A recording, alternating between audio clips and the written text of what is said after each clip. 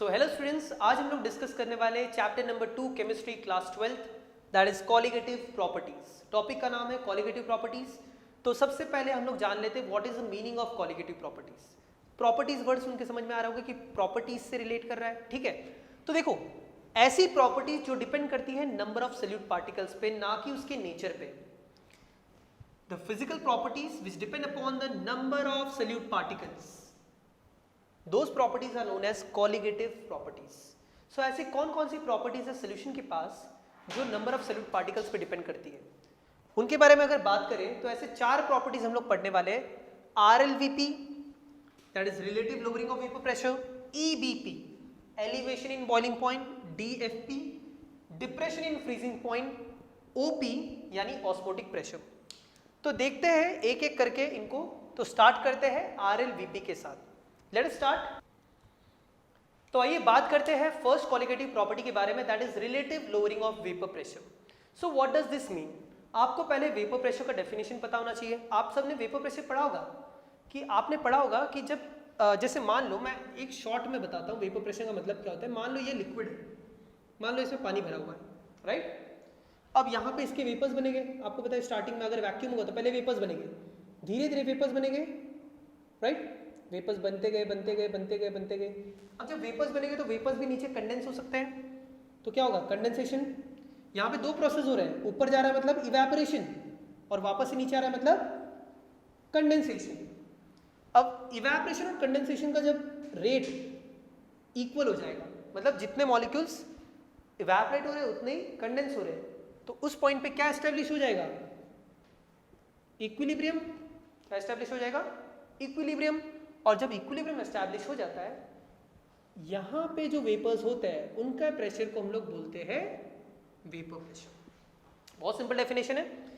When rate of evaporation becomes equals to rate of condensation, मतलब मान लो यहां से अगर 10 मॉलिक्यूल निकल रहे हैं तो 10 नीचे भी आ रहे हैं, है ना। तो 10 मतलब रेट क्या हो गया? सेम हो गया। तो इस पॉइंट पे इक्विलिब्रियम एस्टैब्लिश हो जाएगा और ऐसे पॉइंट पे जो वेपर्स का प्रेशर एक्सर्ट होगा उस प्रेशर को हम लोग वेपर प्रेशर बोलते हैं। तो ये आपको बेसिक है, ये मैं डीपली आपको नहीं पढ़ाऊंगा। हम लोग अभी बात करने वाले हैं relative lowering of vapour pressure के बारे में। तो चलिए इसको कैसे समझते हैं। पहले मैं एज्यूम करता हूं मेरे पास सॉल्वेंट जो है, मान लो मेरे पास कोई सॉल्वेंट है A और कोई सल्यूट है B। इस पूरे चैप्टर में मैं सॉल्वेंट को A लूंगा, सल्यूट को B लूंगा, राइट। अब मान लो मेरे पास प्योर सॉल्वेंट A है, एक कंटेनर है जिसमें मेरे पास प्योर सॉल्वेंट A है, क्लोज कंटेनर है। अब आपको पता है सरफेस पे किसके मॉलिक्यूल्स हो गए? सॉल्वेंट के ही हो गए। अगर मैं पानी ले रहा हूं तो सरफेस पे क्या होगा? पूरा पानी ही पानी होगा। वैसे ही ये सॉल्वेंट है, ये किसका सॉल्वेंट है? प्योर सॉल्वेंट है। तो प्योर सॉल्वेंट ए है तो इसके सरफेस पे क्या होगा? पूरा ए होगा। अब इस पे वेपर्स बनेंगे, राइट, इधर वेपर्स बनेंगे। अब ये जो वेपर्स प्रेशर एग्जिट करेंगे इसके सरफेस पे, सो क्या बोलेंगे? Vapour pressure of this particular solvent. यानी प्योर है तो प्योर का वेपर प्रेशर जो होगा, यहाँ पे जो प्रेशर एग्जिट होगा वो मैं ले लेता हूँ PA0, राइट।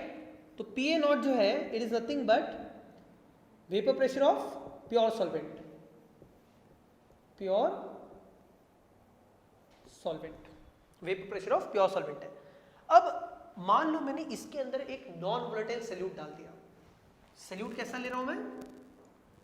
Non volatile. अब नॉन वोलेटाइल का मतलब आपको पता होगा जो वेपर्स नहीं बनाता, राइट। तो मैंने इसमें मान लो इसी कंटेनर में कोई सॉल्यूट डाल दिया, जैसे नमक डाल दिया या शुगर डाल दिया, कुछ डाल दिया, तो दूसरा एक कंटेनर बना देते। मान लो ये मेरा पहला क्या था? सिर्फ सरफेस पे सॉल्वेंट था, लेकिन मैंने इसके अंदर सॉल्यूट डाल दिया, ठीक है। सॉल्यूट को मैं ऐसे रिप्रेजेंट करूंगा। तो जब सॉल्यूट डालूंगा तो सॉल्यूट इसमें डिसॉल्व हो जाएगा। जब सॉल्यूट डिसॉल्व होता है तो आपको पता है कि सॉल्यूट जो है पूरे लिक्विड में इवनली फैल जाएगा, यूनिफॉर्मली फैल जाएगा। तो जब यूनिफॉर्मली फैलेगा तो सरफेस पे भी कुछ मॉलिक्यूल्स आ जाएंगे, तो कुछ मॉलिक्यूल्स सॉल्यूट के सरफेस पे ऑक्यूपाई हो जाएगा इस तरीके से, राइट। आपने ऑलरेडी पढ़ा होगा कि ये जो वेपर प्रेशर होता है it is a surface phenomena, it is a surface phenomena. मतलब सरफेस फिनोमिना का मतलब क्या होता है? सरफेस एरिया बढ़ेगा तो वेपर प्रेशर बढ़ेगा, राइट। तो यहां पे क्या हुआ कि ये जो सॉल्यूट है उसने कुछ सरफेस ब्लॉक कर दिया, जिसके कारण सल्यूट को कम जगह मिलेगी निकलने के लिए, है ना। यहां देखो अगर मैं इसको और इसको कंपेयर करूं तो यहाँ पे जहां वहां सल्यूट ही सॉल्वेंट है, लेकिन यहाँ पे सॉल्वेंट को कम जगह मिल रही है निकलने के लिए, तो यहाँ पे ज्यादा वेपर्स बनेंगे, यहाँ पे ज्यादा बनेंगे। बट ऑब्वियसली यहाँ पे सरफेस एरिया ज्यादा है सॉल्वेंट का, तो वेपर्स क्या बनेंगे, ज्यादा बनेंगे। अगर वेपर्स ज्यादा बने तो यहाँ पे जो प्रेशर होगा उन वेपर्स का वो भी क्या होगा, ज्यादा होगा, राइट। यहाँ पे जो मैं प्रेशर लेता हूँ, मान लो इसका प्रेशर जो है वो PA है, पार्शियल प्रेशर ऑफ सोल्यूशन जो है वो PA है, मतलब PA जो है that is vapour pressure of solution, right. तो आपको देख के क्लियर हो रहा होगा कि ये PA नॉट बड़ा होगा या PA बड़ा होगा। PA नॉट मतलब प्योर सॉल्वेंट का, PA मतलब सोल्यूशन का।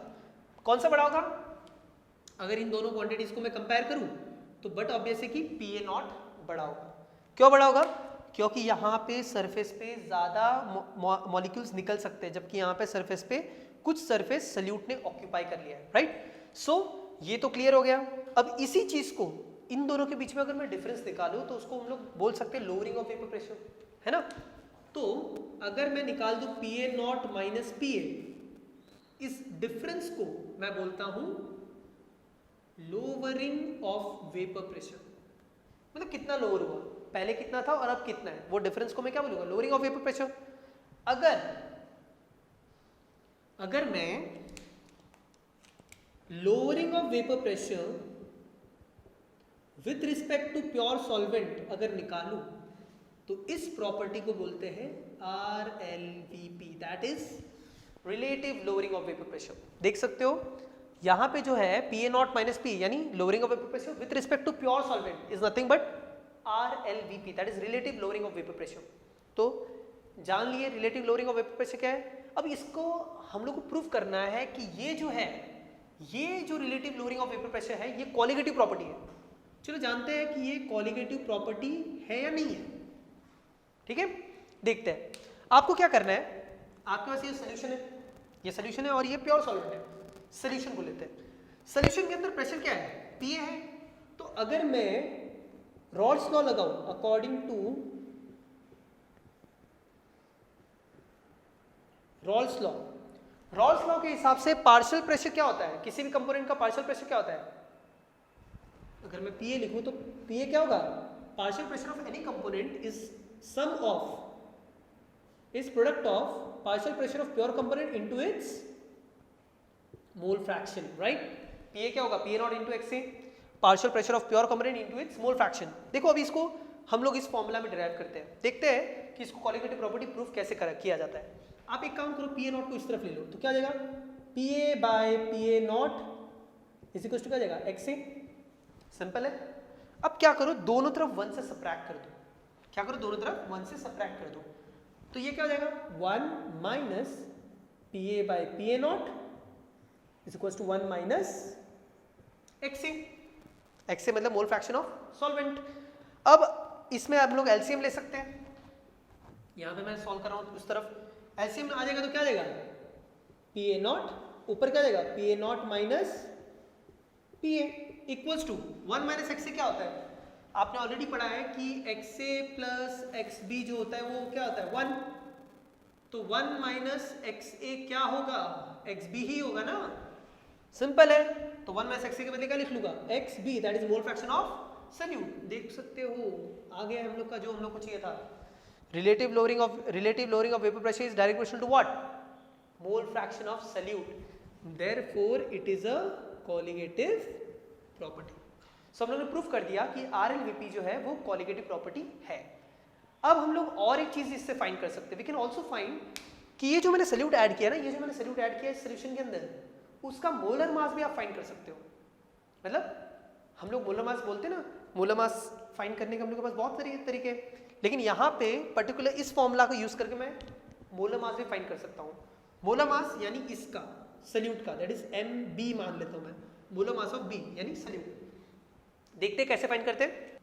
तो हम लोग फाइंड करने वाले हैं molar mass of solute using RLVP। तो आपने अभी भी पढ़ा कि PA not minus PA by PA not, that is what, RLVP is equals to what, mole fraction of solute. अब इसी फॉर्मूला से हम लोग मोलर मास फाइंड कर सकते हैं। कैसे? XB क्या होता है? XB मतलब mole fraction of B, B मतलब सल्यूट। अब B जो सल्यूट का मोल फ्रैक्शन है उसको क्या लिख सकते हैं? Number of moles of B upon total number of moles, according to which definition of what? Mole fraction. Mole fraction का डेफिनेशन आपने पढ़ा है, किसी भी कंपोनेंट का अगर मुझे मोल फ्रैक्शन फाइंड करना है तो उसका मोल्स अपॉन टोटल मोल्स। अब यहाँ पे आपको ये एक चीज पता होनी चाहिए कि NB जो है ना वो मान लो बहुत बहुत छोटा है Na से, मतलब number of moles of solute is very less than number of moles of solvent. So I can ignore this NB in the denominator. अगर इसको मैं इग्नोर कर दूं, न्यूमरेटर में इग्नोर नहीं कर सकते हो, डिनोमिनेटर में कर सकते हो, तो क्या बच जाएगा? NB by Na, right? So NB by Na बच गया। अब NB क्या है? N मतलब number of moles, number of moles होता है given mass upon molar mass. So NB जो होगा वो क्या होगा? Given mass of B upon molar mass of B। In the similar way Na क्या होगा? Given mass of A upon molar mass of A। So put this two values in this particular formula, क्या आ जाएगा बताओ? NB हो जाएगा आपका WB by MB, right? और Na क्या हो जाएगा? WA by MA, MA ऊपर चला जाएगा, बन गया। अब ये क्या था आपका? PA not minus PA upon PA not is equals to क्या मिल गया? WB into MA upon MB into WA। So ये जो MB है इसको इस तरफ ले लो, इस वैल्यू को इस तरफ ले लो, न्यूमेरिकल में आप इसको इजीली सॉल्व कर सकते हो। So this is the particular formula which you should remember for the numericals. And first formula जो आपको याद रख सकते हैं वो ये वाला है। सो जहाँ पे मैंने n लिखा है वो फॉर्मूला आप याद रख लो, न्यूमेरिकल्स के लिए बहुत बहुत ज़्यादा इंपॉर्टेंट है। So this was all about RLVP, that is relative lowering of vapour pressure. Now let us discuss about the second property, that is elevation in boiling point. So let us start with the second property, that is elevation in boiling point. अब आपको थोड़ी बहुत English आती होगी तो elevation का मतलब क्या है? बढ़ना। बॉइलिंग पॉइंट का मतलब क्या है? जिस पॉइंट पे बॉयल होता है। ये बचपन वाला डेफिनेशन है, ठीक है? अब इस डेफिनेशन को थोड़ा हम लोग इलॉबरेट करते हैं, राइट? अब देखो जो एक्चुअल डेफिनेशन है किस पॉइंट पे बॉयल होता है। अब मान लो मेरे पास कोई एक लिक्विड है, ठीक है? कोई भी लिक्विड है, पानी है मान लो।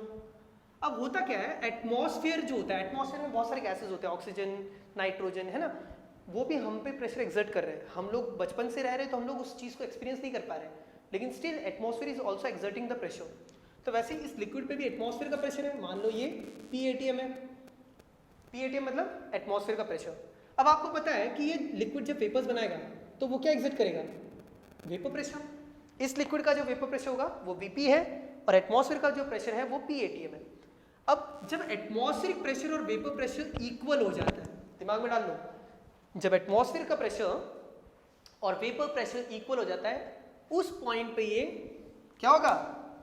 उस पॉइंट पे जब ये और ये प्रेशर इक्वल हो जाएगा उस पॉइंट पे लिक्विड बॉयल होना चालू हो जाएगा, राइट? सो ये डेफिनेशन बहुत इंपॉर्टेंट है, आप याद रख सकते हो।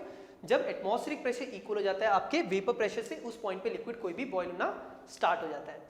देखो अभी इस चीज़ को हम लोग ग्राफिकली समझते हैं, राइट? ग्राफिकली भी समझते हैं, लेकिन उससे पहले हम लोग थोड़ा सा ड्राइंग वर्क कर लेते हैं ना। चलिए देखते हैं, स्टार्ट करते हैं। मान लो मेरे पास प्योर सॉल्वेंट है। प्योर सॉल्वेंट के सरफेस पे क्या होता है? सॉल्वेंट के मॉलिक्यूल्स, राइट? तो ये प्योर सॉल्वेंट है, प्योर सॉल्वेंट A, ठीक है? इसका जो वेपर प्रेशर होता है वो क्या होता है? PA not. अभी पहले आपने पढ़ा relative lowering of vapour pressure में। अब मान लो मेरे पास सेकंड जो है वो सोल्यूशन है। सोल्यूशन मतलब इसके अंदर मैंने कोई सोल्यूट डाल दिया है एंड एज्यूम करना है कि the solute added is a non volatile. तो इसके सरफेस पे क्या आ जाएगा? कहीं यहीं पे जो पहले वाला है वही याद रखना है आपको, राइट? ये क्या है मेरे पास?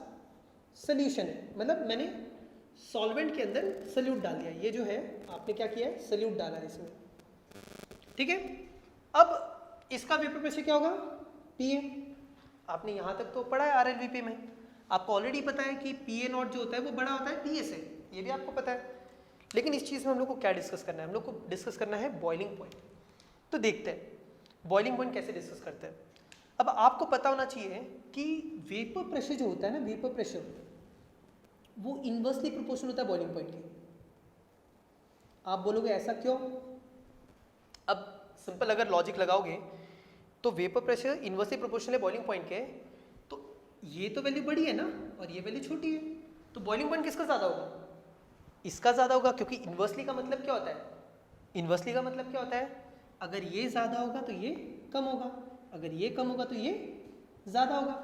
तो मैं बोल सकता हूँ कि इसकी बॉइलिंग पॉइंट, सोल्यूशन की बॉइलिंग पॉइंट ज़्यादा होगी। मतलब एक तरफ मेरे पास पानी है और एक तरफ मेरे पास पानी प्लस नमक है, तो पानी प्लस नमक की जो बॉइलिंग पॉइंट होगी वो ज़्यादा होगी, इसलिए हम लोग बोलते हैं एलिवेशन। लेकिन ये हुआ कैसे? ये हुआ कैसे? मतलब मैंने जब सैल्यूट डाला तो इसकी बॉइलिंग पॉइंट क्यों बढ़ गई? उसी को तो हम लोग को समझना है, and that is known as what? Elevation in boiling point. Elevation मतलब एलिवेट होना। तो जब जब आप सैल्यूट डालोगे, मतलब एक चम्मच डाली बॉइलिंग पॉइंट बढ़ा, और डालूंगा और बॉइलिंग पॉइंट बढ़ेगा, मतलब सोल्यूशन का बॉइलिंग पॉइंट बढ़ते जाता है। देखते हैं इसको ग्राफिकली। ग्राफिकली अगर इस चीज को देखोगे, मान लो मेरे पास एक ग्राफ है, ठीक है, मान लो यहाँ पे प्रेशर है, ये 1 atm है, या फिर 1 atm प्रेशर में एटमॉस्फेरिक प्रेशर ले रहा हूँ इस पॉइंट पे, राइट, और यहाँ पे मैं टेम्परेचर ले रहा हूँ केल्विन, ठीक है। अब होता क्या है कि मान लो आपके पास प्योर सॉल्वेंट था, प्योर सॉल्वेंट का टेम्परेचर बढ़ाने पे क्या होता है? वेपर प्रेशर बढ़ता है। तो प्योर सॉल्वेंट है, मान लो यहाँ पे टेम्परेचर बढ़ेगा, वेपर प्रेशर बढ़ेगा, टेम्परेचर बढ़ेगा, वेपर प्रेशर बढ़ेगा। एक ऐसा पॉइंट आएगा जब किससे इक्वल हो जाएगा? ये क्या है? सॉल्वेंट का है, सॉल्वेंट का, प्योर सॉल्वेंट का कर्व है। मैं मान लो ए बी कर्व को नाम दे देता हूँ। तो जब जब आप टेम्परेचर बढ़ाओगे, देखो जब जब टेम्परेचर बढ़ाओगे तो वेपर प्रेशर बढ़ते जाएगा, वेपर प्रेशर बढ़ते जाएगा। एक ऐसा पॉइंट आएगा जहाँ पे वो किससे इक्वल हो जाएगा? एटमॉस्फेरिक प्रेशर से। डेफिनेशन लगा दो। तो इस पॉइंट पे जो टेम्परेचर होगा, उस पॉइंट को किसका बॉइलिंग पॉइंट बोलूंगा? प्योर सॉल्वेंट का। यानी मैं इस पॉइंट को बोल देता हूं TB नॉट, यानी boiling point of pure solvent, right. अब मान लो मैंने सॉल्वेंट के अंदर क्या डाला? सल्यूट ऐड किया। तो जब आप इस सल्यूट को डालते हो, आपने अभी भी पढ़ा था, सरफेस एरिया कम तो वेपर्स कम बनेंगे, वेपर्स कम बनेंगे तो वेपर प्रेशर कम होगा। तो बट ऑब्वियस है कि सोल्यूशन का जो कर्व होगा वो इसके नीचे होगा, क्योंकि कम होगा ना। तो सोल्यूशन का कर्व, मान लो ये सोल्यूशन का कर्व है, मान लो किसका कर्व है? सोल्यूशन का कर्व है। इसको मैं मान लेता हूं C और D। तो सोल्यूशन का कर्व कहां पे है? यहां पे कनेक्ट हो रहा है किससे? एटमॉस्फेरिक प्रेशर से। Vapour pressure is becoming equal to atmospheric pressure D पे। तो इस पॉइंट पे जो बॉइलिंग पॉइंट होगा, that is will be what? TB। किसका होगा? TB मतलब boiling point of solution. TB क्या होगा? Boiling point of solution. अब सिंपल लॉजिक लगाओ। अब थोड़ा सा आपको मैथ्स आ रहा होगा, तो इस तरफ जा रहा है, यानी क्या हो रहा है? बढ़ रहा है। अब मतलब मान लो अगर मैंने और सॉल्यूट डाला, ये सॉल्यूट की क्वांटिटी और बढ़ा दी, तो ये तो और कम होगा, तो कर्व मुझे और इस तरीके से मिलेगा। तो ये जो डिफरेंस है ये बढ़ता जाएगा। मतलब मैं बोल सकता हूँ TB जो है वो कम होते चला जाएगा जब जब आप सॉल्यूट ऐड करोगे तब, है ना। तो दिमाग में ये रखना है कि जो TB है वो क्या है? Boiling point of solution. And TB not जो है वो क्या है? Boiling point of pure solvent. अब इन दोनों के बीच का जो डिफरेंस होगा, ये जो डिफरेंस होगा, इसको क्या बोलेंगे? Delta TB, right. अब ये जो डेल्टा TB होगा, अब आपको पता है डेल्टा मतलब डिफरेंस होता है, लार्ज डिफरेंस। लार्ज डिफरेंस कब निकालते हैं? बड़ी वैल्यू मैंने छोटी वैल्यू। अब बड़ी वैल्यू कौन सी है इसमें से? ये बड़ी है ना, तो क्या होगा? TB minus TB not. तो आपको जो ये इक्वेशन मिल जाएगा, this is nothing but elevation in boiling point, TB minus TB not. लेकिन यहाँ तक ये सीमित नहीं है, आगे और भी चीज़ें। अब देखो होता क्या है, हम लोग ने अभी भी पढ़ा कि ये जो डेल्टा TB है, this is nothing but elevation in boiling point. Delta TB is nothing but elevation in boiling point. Formula तो डिराइव हो गया, आगे पढ़ने की क्या जरूरत है? पढ़ने की जरूरत है, क्योंकि हम लोग बोल रहे हैं कि ये सल्यूट पे डिपेंड कर रहा है, तो उसका भी हम लोग को एक कोई इक्वेशन बनाना पड़ेगा। अब सल्यूट पे डिपेंड कर रहा है तो सल्यूट की कौन सी एक कोई क्वांटिटी पे डिपेंड करेगा। तो मान लेता हूँ मैथमेटिकली हम लोग इसको प्रूव करना है, तो delta TB is proportional to what? M। M मतलब कंसंट्रेशन ऑफ सल्यूट। M मतलब क्या है? Concentration of solute. Concentration of solute को मैं ले रहा हूँ इन टर्म्स ऑफ मोलैलिटी, क्योंकि मोलैलिटी टेम्परेचर के साथ चेंज होता है, इसलिए मैंने क्या लिया है? मोलैलिटी लिया है। तो delta TB is proportional to M। तो जब प्रोपोर्शनलिटी साइन हटेगी तो delta TB is equal to हो जाएगा KB into M, right. This KB is nothing but ebullioscopic constant, right. फिर से इबिलिस्कोपिक कांस्टेंट। अब ये जो फॉर्मूला बना है, इस पर्टिकुलर फॉर्मूला को हम लोग यूज करेंगे न्यूमेरिकल में, ठीक है। तो केबी को कैसे डिफाइन करोगे? How can you define ebullioscopic constant या फिर molal elevation boiling point constant? इसको क्या बोलते हैं?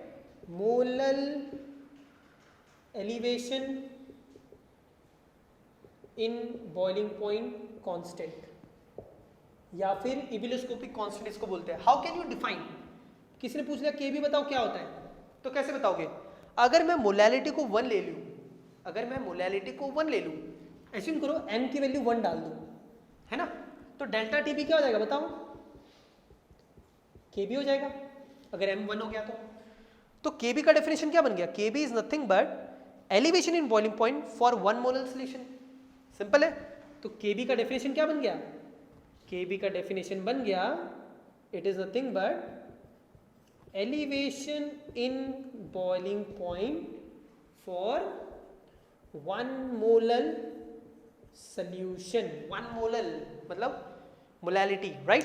1 molar solution is nothing but elevation in boiling point. तो यहां तक तो हम लोग ने डिराइव कर लिया, ठीक है। तो आपको ये जो रिप्रेजेंटेशन है सारा समझ में आ गया होगा।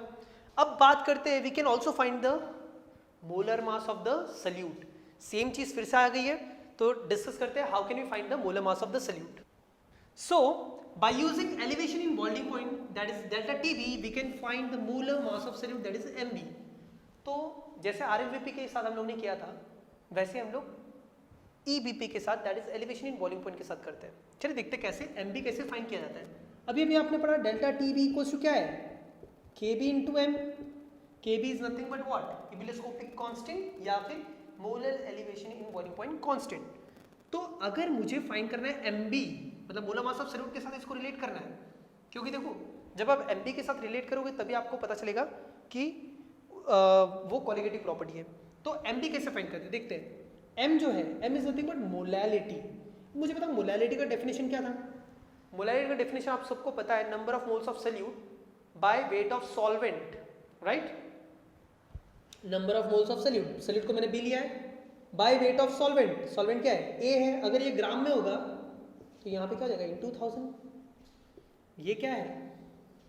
मोलैलिटी का डेफिनेशन देखो ऑलरेडी पढ़ा है, number of moles of solute upon weight of solvent in gram in 2000। NB को क्या लिख सकते हो? आपने पढ़ा है एनबी को क्या लिख सकते हो? WB by MB। पुट कर दो इसमें, क्या हो जाएगा? Molality is equals to WB by MB into WA into 1000। बन गया मोलैलिटी का फॉर्मूला। अब इसको पुट कर दो इसके अंदर, क्या हो जाएगा? Delta TB is equals to KB into M। M के बदले में क्या लिख लूंगा? WB by MB into WA into 1000। हो गया आपका फॉर्मूला जो न्यूमेरिकल के लिए हेल्प करेगा। So this particular formula you will use to find what? Molar mass of solute. आपको क्या करना है? डेल्टा टीबी को इधर ले लेना है, एमबी को इधर ले लेना है। डेल्टा टीबी को आपको फॉर्मूला ऑलरेडी पता है, TB minus TB naught, right? So by using this particular formulas we can find out the molar mass of the solute. सो ये भी कंप्लीट होता है। सो अभी थर्ड कॉलिगेटिव प्रॉपर्टी पे चलते हैं हम लोग। थर्ड कॉलिगेटिव प्रॉपर्टी जो है वो क्या है? Depression in freezing point. तो चलिए स्टार्ट करते हैं। तो आइए बात करते हैं third colligative property that is depression in freezing point. फिर से एक बार, डिप्रेशन का मतलब क्या होता है? डिप्रेस यानी नीचे जाना, है ना, कम होना। फ्रीजिंग पॉइंट, फ्रीजिंग पॉइंट कम होना। लेकिन फ्रीजिंग पॉइंट क्या होता है? जैसे आपने बॉइलिंग पॉइंट के बारे में पढ़ा, वैसे ही फ्रीजिंग पॉइंट के बारे में जानते हैं कि फ्रीजिंग पॉइंट क्या होता है। चलिए देखते हैं फ्रीजिंग पॉइंट का बहुत बेसिक डेफिनेशन। मान लो मेरे पास ये कोई आइस है या आइस क्यूब्स है, ठीक है, ये आजू बाजू पानी है, इसके आइस क्यूब्स मेल्ट हो रहे हैं, मान लो ये इस तरीके से, है ना। अब ये जो है ये उसका सॉलिड फेज है, मतलब ये भी सॉल्वेंट ही है, मतलब पानी है ना, तो पानी का ये क्या है? सॉलिड फेज है, और ये क्या है? लिक्विड फेज है। ये उसका सॉलिड फेज है और ये लिक्विड फेज है। अब होता क्या है कि सॉलिड के, इसके सॉलिड फेज के पास भी अपना वेपर प्रेशर होता है और इसके लिक्विड फेज के पास भी अपना वेपर प्रेशर होता है। तो जब सॉलिड फेज का, सॉलिड फेज ऑफ सॉल्वेंट का वेपर प्रेशर इक्वल हो जाता है इसके लिक्विड फेज के वेपर प्रेशर से,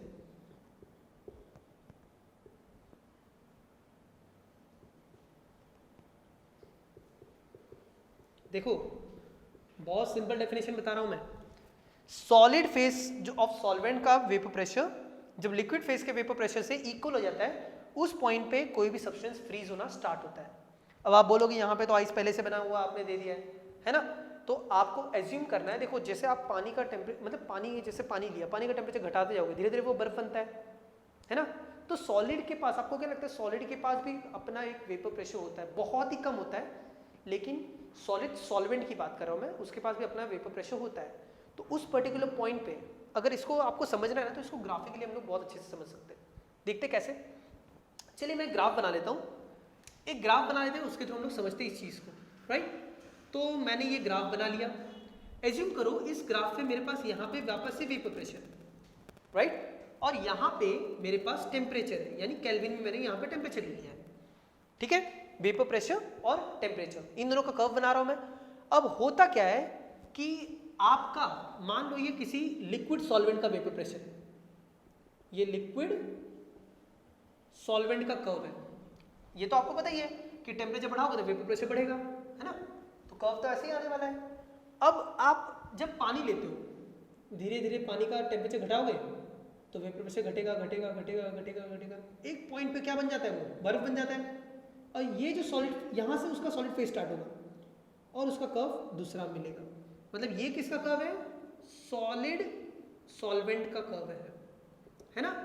तो सॉलिड सॉल्वेंट और लिक्विड सॉल्वेंट का वेपर प्रेशर जिस पॉइंट पे एक ही है उस टेम्परेचर को हम लोग क्या बोलेंगे, फ्रीजिंग पॉइंट उस पर्टिकुलर लिक्विड का। तो ये जो है ये प्योर सॉल्वेंट है, तो प्योर सॉल्वेंट का क्या होगा, TF0, TF0 क्या होगा, प्योर सॉल्वेंट का फ्रीजिंग पॉइंट। अब मान लो उसी सॉल्वेंट के अंदर मैंने सल्यूट डाल दिया, अब ये भी आपने पढ़ा था कि आप जब सल्यूट डालते हो, है ना, कुछ भी डालो, जैसे शुगर डालो, सॉल्ट डालो, जो भी डालो, आप सल्यूट जब डालते हो, नॉन वोलेटाइल सल्यूट जब डालते हो तो वेपर प्रेशर क्या हो जाता है, सॉल्वेंट से कम हो जाता है, तो कर्व नीचे मिलता है। तो ये जो नया कर्व मिलेगा मुझे, है ना, नया जो कर्व मिलेगा सोल्यूशन का जो कर्व होगा वो नीचे होगा, ये किसका कर्व है, सोल्यूशन का कर्व है, राइट। अब सोल्यूशन का कर्व जिस पॉइंट पे मिलेगा सॉलिड सॉल्वेंट से, इस पॉइंट पे मिलेगा, इस पॉइंट पे देखो लिक्विड सोल्यूशन और सॉलिड सॉल्वेंट का वेपर प्रेशर इक्वल हो रहा है, इस पॉइंट को हम लोग क्या बोलेंगे, फ्रीजिंग पॉइंट ऑफ सोल्यूशन, क्या बोलेंगे, फ्रीजिंग पॉइंट ऑफ सोल्यूशन। तो आप देख सकते हो कि यहाँ पे वेपर प्रेशर क्या हो रहा है, मतलब टेम्परेचर क्या हो रहा है, कम हो रहा है, इस तरफ जा रहा है, डिप्रेस हो रहा है, उस तरफ जाएगा तो एलिवेट, इस तरफ जाएगा तो डिप्रेस, तो इसको क्या बोलते हैं, डिप्रेशन इन फ्रीजिंग पॉइंट, क्या बोलते हैं, डिप्रेशन इन फ्रीजिंग पॉइंट। तो जब जब आप सल्यूट डालोगे, मान लो मैंने और सल्यूट डाल दिया है ना, और सल्यूट डालो तो ये कर्व और नीचे आएगा, और नीचे आएगा तो ये डिफरेंस और बढ़ता जाएगा, ठीक है। तो यहाँ पे आपको एक चीज याद रखनी है कि मैंने जो TF लिया है, TF जो है वो किसके लिए है, सोल्यूशन के लिए, TF जो है वो क्या है, freezing point of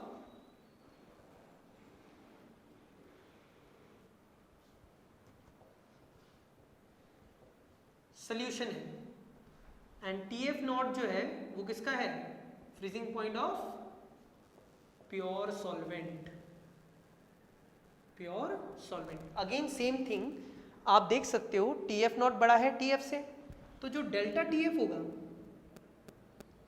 delta TF is nothing but depression in freezing point.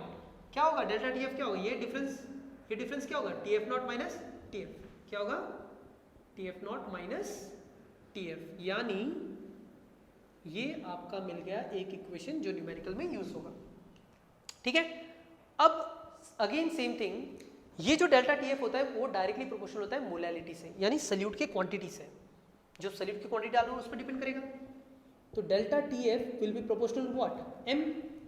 अभी अभी आपने पढ़ा था मोलैलिटी क्या होता है, मोलैलिटी क्या होता है, WB/MB, मैं बार बार नहीं बताऊंगा, फिर से एक बार बता रहा हूँ, इनटू 1000, यही फॉर्मूला था। अब इसकी वैल्यू इसमें पुट कर सकते हो, लेकिन पहले आपको क्या करना पड़ेगा, डेल्टा TF प्रोपोर्शनल से हटेगी तो क्या आएगा, कांस्टेंट, यानी KF इंटू m। अब यहाँ पे ये बन गया सेकेंड इक्वेशन फॉर न्यूमेरिकल। अब KF क्या होता है, जब मोलैलिटी को मैं 1 ले लूँ तो KF को कैसे डिफाइन कर सकते हो, KF इज व्हाट, अगर KF is nothing but depression in freezing point for 1 molar solution for 1 molar solution, right. तो अगर मैं m की वैल्यू पुट कर दूं इस इक्वेशन में तो डेल्टा TF क्या मिल जाएगा, KF into WB by MB into WA into 1000। So delta TF का इक्वेशन आपको मिल गया। So using this particular formula, ये वापस से मैं लिख देता हूँ, you can find out what, molar mass of solute. This formula is same as delta TB, सिर्फ फर्क है KF और KB का, ठीक है। तो आपको फॉर्मूला याद रखने में कोई दिक्कत नहीं होगी, एक फॉर्मूला याद रखोगे दूसरा फॉर्मूला अपने आप याद हो जाएगा। तो ये था आपका डिप्रेशन इन फ्रीजिंग पॉइंट, समझ में आ गया। डिप्रेशन मतलब डिक्रीज होना, फ्रीजिंग पॉइंट मतलब क्या होता है, जब सॉलिड सॉल्वेंट और लिक्विड सॉल्वेंट का वेपर प्रेशर इक्वल हो जाए। तो वो जिस पॉइंट पे इक्वल हो रहा है लिक्विड सॉल्वेंट और सॉलिड सॉल्वेंट का जिस पॉइंट पे इक्वल हो रहा है उस पॉइंट के टेम्परेचर को क्या बोला, freezing point of pure solvent. Solution का कर्व मिला उसको हम लोग क्या बोला, फ्रीजिंग पॉइंट ऑफ सोल्यूशन। और बाद में आपको जो चीज़ है वो आपको क्लियर होगी। तो अब आते हैं हम लोग लास्ट टॉपिक पे, दैट इज ऑस्मोटिक प्रेशर। तो आइए बात करते हैं fourth and last qualitative property, that is osmotic pressure. अब ऑस्मोटिक प्रेशर क्या होता है, इसको रिप्रेजेंट करते हैं हम लोग पाई से, बट इसको एक सिंपल भाषा में मैं आपको इसका फिजिकल मीनिंग समझाने की कोशिश करता हूँ एक एग्जांपल के थ्रू, राइट। सो मैंने सपोज एक कंटेनर ले लिया, ठीक है, वो एक ब्रिज्ड कंटेनर है दूसरे कंटेनर के साथ इस तरीके से, ठीक है। यहाँ पे मैं इस कंटेनर को क्लोज कर देता हूँ, इस कंटेनर को भी क्लोज कर देता हूँ। पहले मैंने कुछ यहाँ पे फिलअप किया है वो बाद में बनाता हूँ। मैं यहाँ पे जो है मेरा SPM है, SPM आपको पता होगा सेमी परमेबल मेम्ब्रेन, ठीक है। SPM मतलब सेमी परमेबल मेम्ब्रेन, मेम्ब्रेन मतलब ऐसी चीज जो सिर्फ सॉल्वेंट के मॉलिक्यूल्स को परमिट करती है, परमेबल है ना, जो चीज परमिट करेगी आने जाने के लिए किसको, सॉल्वेंट को, तो उसको हम लोग क्या बोलते हैं, SPM। मान लो यहाँ पे जो है इस तरफ मैंने एक लिक्विड सोल्यूशन भरा है, सोल्यूशन फिलअप किया मैंने इस तरफ, और इस तरफ मैंने प्योर सॉल्वेंट फिलअप किया है, प्योर सॉल्वेंट। मतलब सिंपल भाषा में बोलूँ तो यहाँ पे नमक और पानी डाल दो और यहाँ पे प्योर पानी डाल दो, ठीक है। तो बात करते हैं ऑस्मोटिक प्रेशर क्या होता है। तो उसको समझने से पहले आपको इस चीज को समझना पड़ेगा। अब होगा क्या, अब देखते हैं। अब आप सबको पता है कि सोल्यूशन जो है, सोल्यूशन के यहाँ पे जो वेपर प्रेशर होता है, अब मान लो ये सोल्यूशन का वेपर प्रेशर क्या होगा, PA, और प्योर सॉल्वेंट है तो उसका क्या होगा, PA नॉट। यहां तक तो आप सबको पता है प्योर सॉल्वेंट का वेपर प्रेशर ज्यादा होता है सोल्यूशन से, सही है। अब यहां पे और एक वेपर प्रेशर होगा, एटमॉस्फेरिक प्रेशर भी होगा, PATM, PATM। अब मुझे बताओ इन दोनों का सम करोगे और इन दोनों का सम करोगे तो किस तरफ प्रेशर ज्यादा होगा, इस तरफ ज्यादा होगा, इस तरफ ज्यादा होगा। अब आपको पता है कि PA नॉट बड़ा होता है, PA नॉट बड़ा होता है PA से, तो प्रेशर किस तरफ ज्यादा होगा, इस तरफ ज्यादा होगा। अब मान लो इस तरफ प्रेशर ज्यादा है तो यहां से प्रेशर जाएगा तो सॉल्वेंट कहां मूव करेगा, इस तरफ, सही है ना। तो ये यहां से मूवमेंट चालू हो जाएगी किसकी, सॉल्वेंट की। सिंपल है ना, प्रेशर ज्यादा है तो वहां से ही मूव करेगा ना, ठीक है।